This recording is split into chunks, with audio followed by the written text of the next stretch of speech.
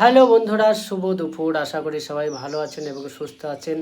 তো আমি একটু গেছিলাম জামালপুর, আর জামালপুর থেকে ফেরার পথে রাস্তার ধারে খুব একটা সুন্দর মজাদার জিনিস দেখলাম।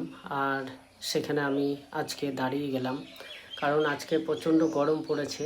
তো একটু হাঁটতে হাঁটতে এসে দেখছি এই কাকাটা আখের জুস বানাচ্ছে। তো দেখো, খুব পরিশ্রম করছে এই কাকাটা।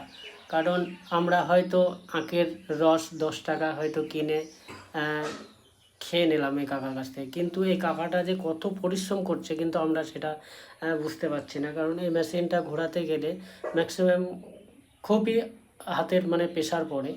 তো দেখতে পাচ্ছ বন্ধুরা, ভালো লাগলে ভিডিওটা অবশ্যই লাইক শেয়ার কমেন্ট করবেন এবং আমার ভিডিও দেখতে থাকেন আর বেশি বেশি করে শেয়ার দেবেন।